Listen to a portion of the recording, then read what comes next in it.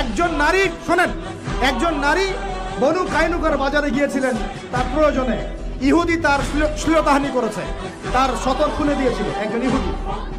এটা দেখে একজন মুসলিম ভাই সেখানে থাকতে না পারে ওই ইহুদির গর্দান নামিয়ে দেয়।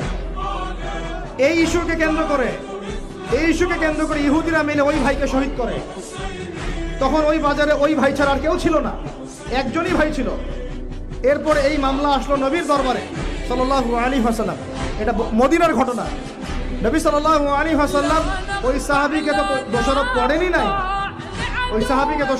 নাই, বরং নিজে বর্ম পরে অন্য সাহাবীদেরকে বলেছেন, তোমরা বের হও, আমরা বনু কাইনুকা আক্রমণ করবো, ওকে এখান থেকে বের করে দেবো। একজন দিনী বোনের ইজ্জতের বদলা নেওয়ার জন্য পুরো বনু কাইনুকার ইহুদিদের সাথে যুদ্ধ হয়েছে। আর আমাদের বোনরা স্বেচ্ছায় ইজ্জত বিলি দিচ্ছ। তোমরা হচ্ছে মাটির তলে চলে যাও, তোমাদের বেঁচে থাকার চেয়ে মাটির তলে চলে যাও। তোমরা নিজেরা স্বেচ্ছায় ইজ্জতের বিসর্জন দিচ্ছ।